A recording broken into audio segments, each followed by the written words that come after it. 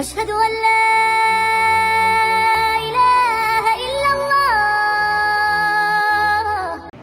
أما بعد فأعوذ بالله من الشيطان الرجيم. بسم الله الرحمن الرحيم. يا أيها الذين آمنوا اتقوا الله وكونوا مع الصادقين. سبحان ربك رب العزة عما يصفون وسلام على المرسلين والحمد لله رب العالمين. سبحانك لا علم لنا إلا ما علمتنا إنك أنت العليم الحكيم. رب اشرح لي صدري ويسر لي أمري واحلل عقدة من لساني يفقهوا قولي. رب يسر ولا تعسر وتممه بالخير وبك نستعين. اللهم إنا نسألك علما نافعا ورزقا واسعا وعملا متقبلا. درود شریف پڑھیں. اللهم صل على سيدنا محمد وعلى آل سيدنا محمد افضل صلواتك بعدد معلوماتك وبارك وسلم.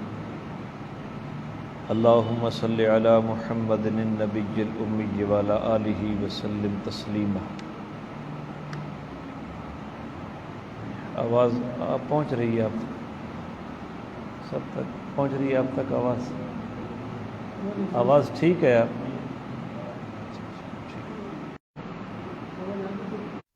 اس میں مٹھا کر دو تھوڑا جا بس شور گھٹ رہے سی.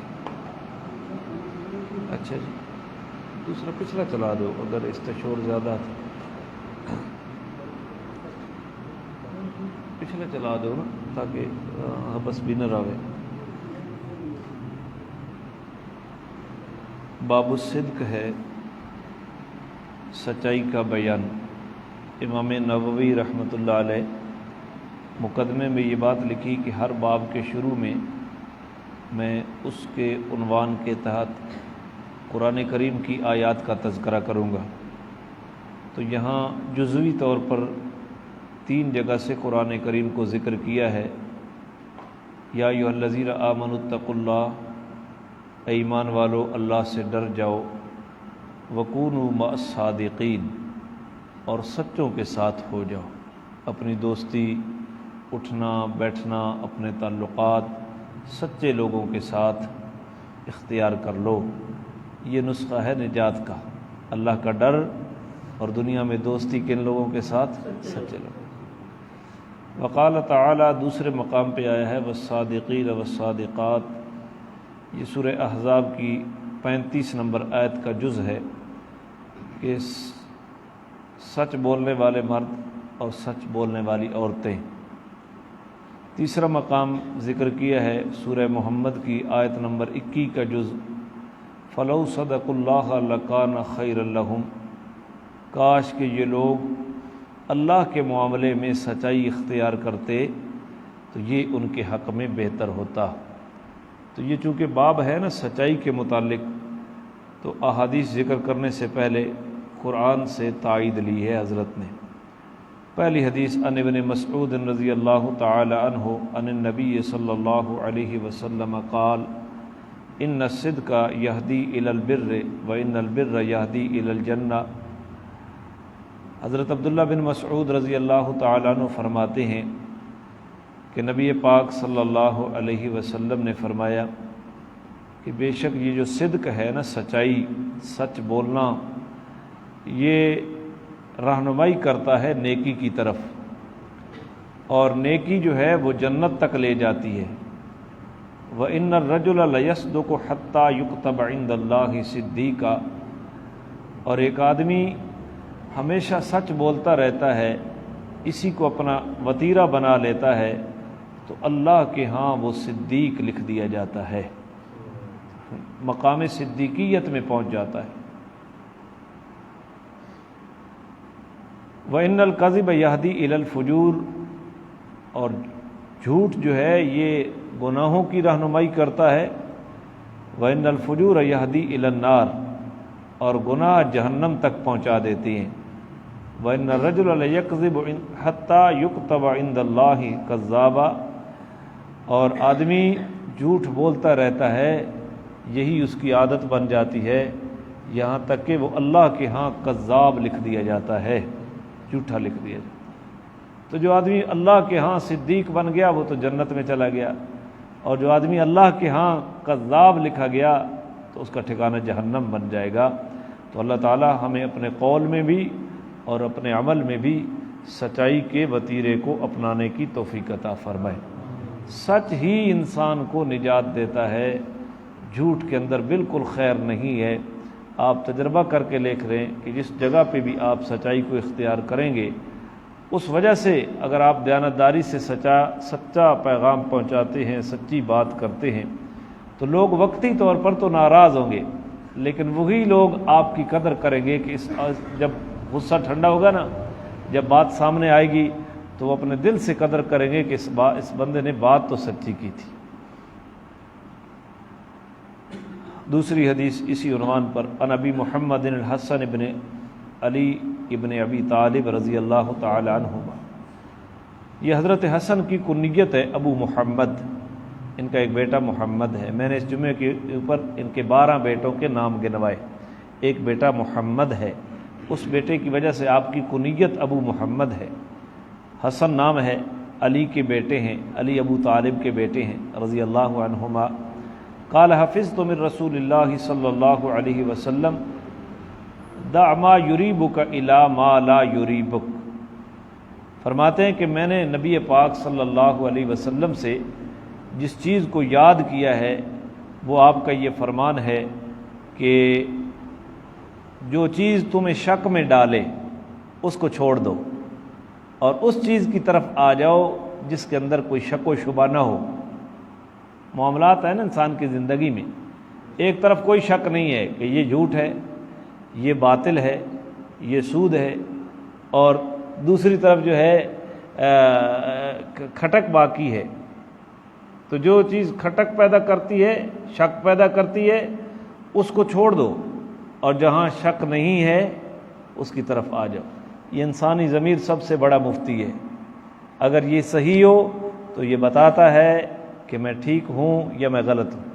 بعض لوگ مفتیوں سے ظاہری حالات ذکر کر کے فتویٰ لے لیتے ہیں اپنے حق میں، لیکن حقیقت ان کا دل جانتا ہوتا ہے، دل کھٹکتا ہے کہ میں نے بات تو غلط کی ہے، غلط بیانی کر کے۔ تو یہ فرمایا جا رہا ہے کہ جس چیز تو تمہیں کھٹک پیدا کر رہی ہے، شک پیدا کر رہی ہے، اس کو چھوڑ دو اور اس چیز کی طرف آ جاؤ جس کے اندر شک نہیں ہے۔ اللہ کے نبی نے آگے فرمایا فَإِنَّ الصِّدْقَ طُمَأْنِينَةٌ، بے شک یہ جو سچ ہے نا، یہی باعث اطمینان ہے، سچ ہی کے اندر اطمینان ہے۔ وَالْكَذِبَ رِيبَةٌ، اور یہ جو جھوٹ ہے اسی کے اندر کھٹک رہتی ہے۔ آدمی کو اطمینان والی صفت جو ہے وہ اللہ تعالیٰ چھین لیتے ہیں اس آدمی سے۔ تو اللہ میں سچائی نصیب فرمائے۔ تیسری حدیث، عن ابی سفیان صخر بن حرب رضی اللہ عنہ۔ حضرت ابو سفیان حضرت امیر معاویہ کے والد ہیں، ان کا نام صخر ہے، ان کے والد کا نام حرب تھا۔ تو یہ فتح مکہ کے دن مسلمان ہوئے۔ یہ فی حدیث طویل فی قصۃ ہرقل، ایک لمبی حدیث میں ہرقل کا واقعہ بیان کرتے ہیں، روم کا بادشاہ۔ اور یہ سیرت کی کتابوں میں انشاءاللہ یہ امید ہے ہمارا سیرت حسنین کا پروگرام پایہ تکمیل تک پہنچنے والا ہے، اور ربیع الاول میں ہی امید ہے ہماری سیرت النبی شروع ہو جائے گی جمعے میں۔ تو وہاں وہ آپ علیہ السلام کی جو دعوت وہاں پہنچی ہرقل کے پاس، تو اس میں اس بات کا تذکرہ تفصیلی ہوگا۔ تو یہاں صدق کے متعلق جو بات ہے وہ حضرت ابو سفیان کی اس حدیث سے نقل کرتے ہیں۔ قال ہرقل فماذا یامرکم، ہرقل نے قریشیوں کو جب بلایا نا اپنے دربار میں، تو اس نے پوچھا کہ وہ شخص تمہیں کیا حکم دیتا ہے جس نے نبوت کا دعویٰ کیا ہے، یعنی النبی صلی اللہ علیہ وسلم۔ قال ابو سفیان، تو اس وقت ابو سفیان تو کافر تھا اور اسلام کا سخت ترین دشمن تھا۔ ابو سفیان کہتا ہے قل تو یقول، تو میں نے یہ بات کہی ہرقل کے بعد دربار میں، اعبدوا اللہ وحدہ لا تشرکوا بہ شیئا، کہ جو نبی ہے جس نے نبوت کا دعویٰ کیا ہے وہ پہلی بات تو ہمیں یہ کہتا ہے کہ اللہ اکیلے کی عبادت کرو، اللہ کی عبادت میں کسی کو بھی شریک نہ کہو۔ وَاتْرُكُوا مَا يَقُولُ آبَاؤُكُمْ، اور دوسری بات وہ جو کہتا ہے کہ اپنے آباء و اجداد کی باتوں کو چھوڑ دو۔ یہاں ابو سفیان نے تھوڑا سا اشتعال دینے کی کوشش کی تھی کہ ہم اب آباء و اجداد کی بات چھوڑ دیں، یہ کیسی بات کرتے ہو؟ تو اپنے انداز میں اس نے پیش کیا نا، آباء و اجداد کا دین تو شرک تھا، اس کو چھوڑ دو، مراد تو یہ تھی۔ وَيَأْمُرُنَا بِالصَّلَاةِ، اور تیسری بات وہ ہمیں حکم دیتے ہیں نماز پڑھنے کا، وَالصِّدْقِ، اور سچائی اختیار کرنے کا۔ یہ ہے وہ عنوان کے تحت جو بات، سچائی اختیار کرنے کا، والعفاف، اور پاک دامن رہنے کا، والصلہ، اور رشتہ داروں کے ساتھ حسن سلوک کرنے کا۔ تو دیکھو، ایک پکا کافر اور اسلام کا ٹھیٹھ دشمن، وہ بھی دربار ہرقل میں جھوٹ نہ بول سکا، اور جناب رسول اللہ صلی اللہ علیہ وسلم کی دعوت کے بارے میں جو کچھ ہرقل نے پوچھا وہ ساری بات بتلا دی، اور اس میں یہ آ رہا ہے کہ وہ جس نے نبوت کا دعویٰ کیا ہے وہ ہمیں سچائی کا حکم دیتا ہے۔ تو اللہ ہمیں بھی سچائی اختیار کرنے کی توفیق عطا۔ ہوتا کچھ بھی نہیں ہے، کوئی پہاڑ نہیں آتا۔ جو آدمی سچا ہوتا ہے اللہ اس کا رعب مہینوں کی مسافت کے اوپر ڈال دیتے ہیں، لوگ اس سے مرعوب ہوتے ہیں۔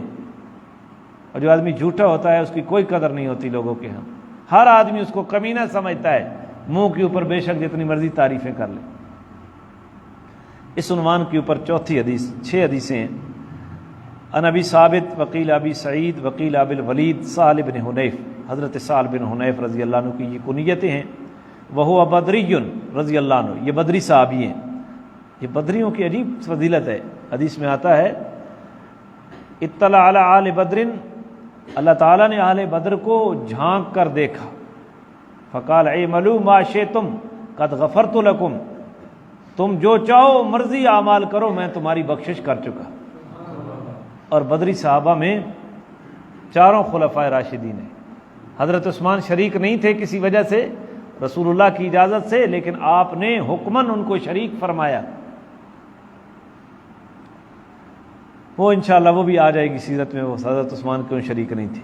ان نبی صلی اللہ علیہ وسلم قال، یہ بدری صحابی ابو سہل بن حنیف فرماتے ہیں کہ نبی علیہ السلام نے فرمایا من سأل اللہ تعالی شہادت بصدق بلغہ اللہ منازل الشہداء ومات علی فراشہ، جس آدمی نے سچائی کے ساتھ اللہ سے شہادت مانگی، اللہ اس کو منازل شہداء کے مرتبے کے اوپر پہنچائے گا، اگرچہ وہ بستر کے اوپر مرے۔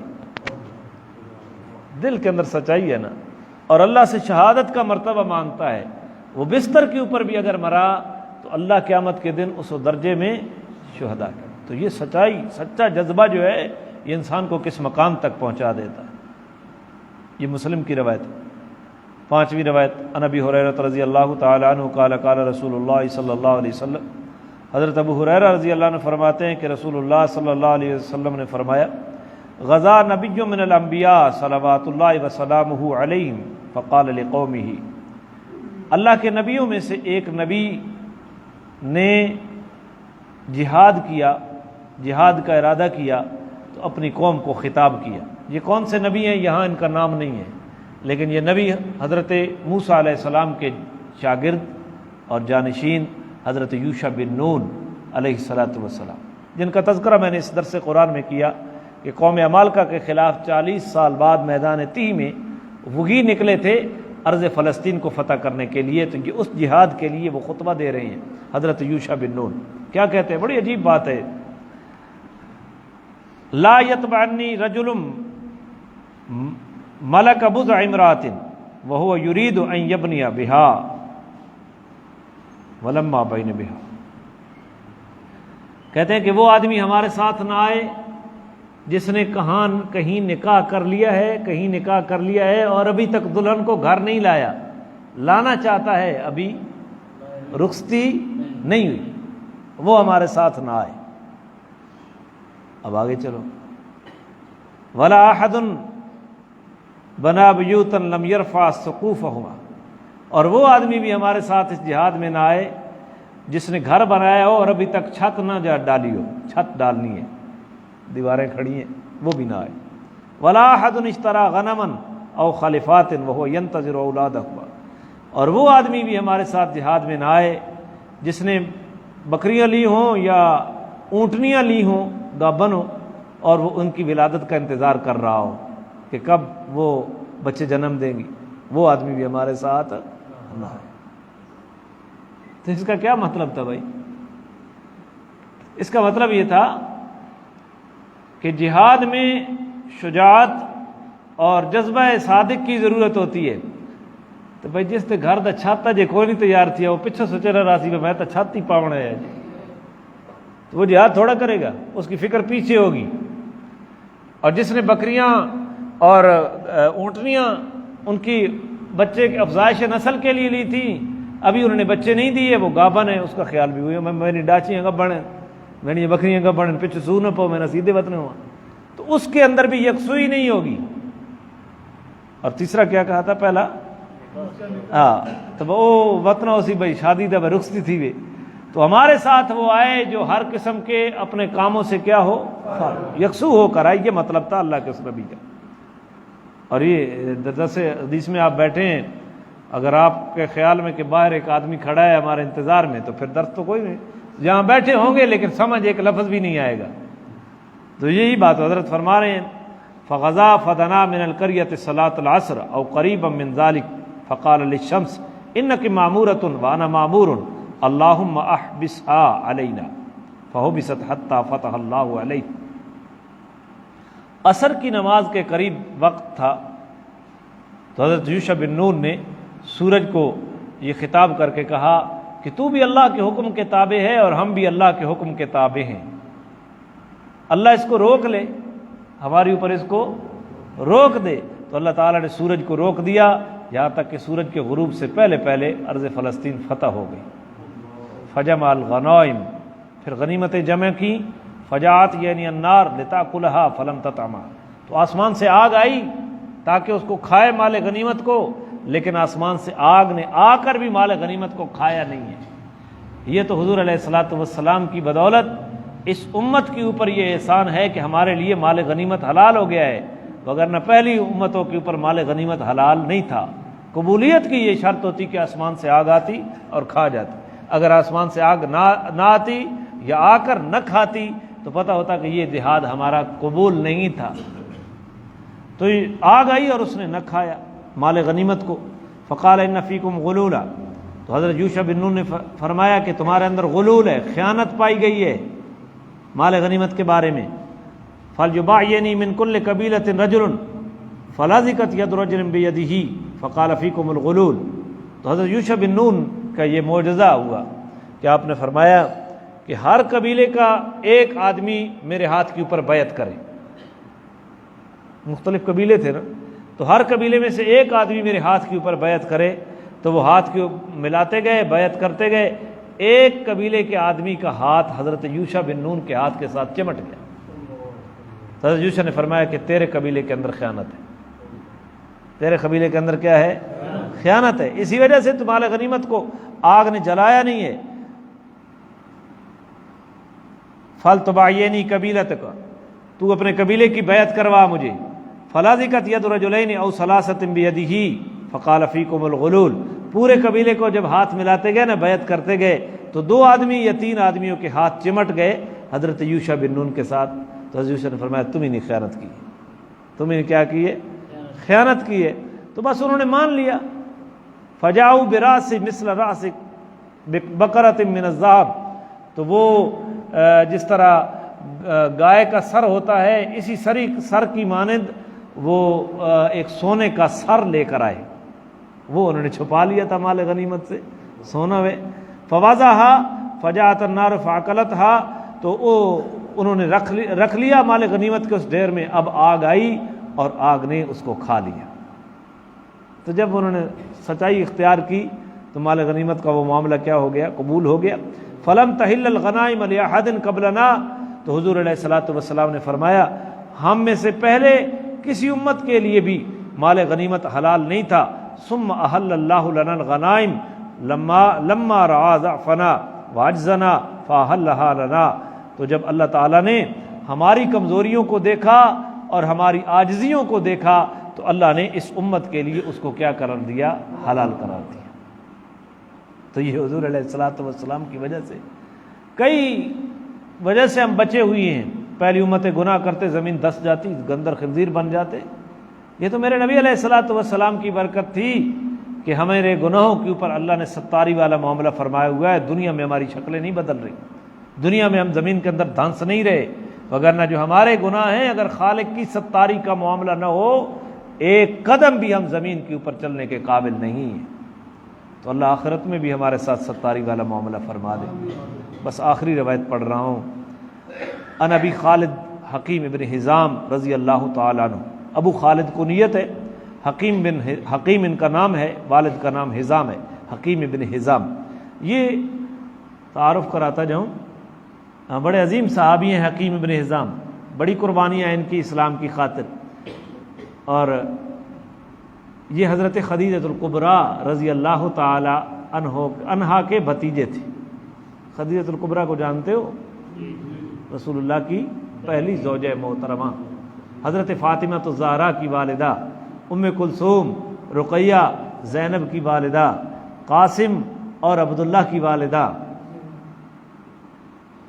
تو ان کے بھتیجے تھے حکیم ابن حزام۔ ایک اور بات بتاتا چلو، حکیم ابن حزام کی پیدائش کعبہ کے اندر ہوئی۔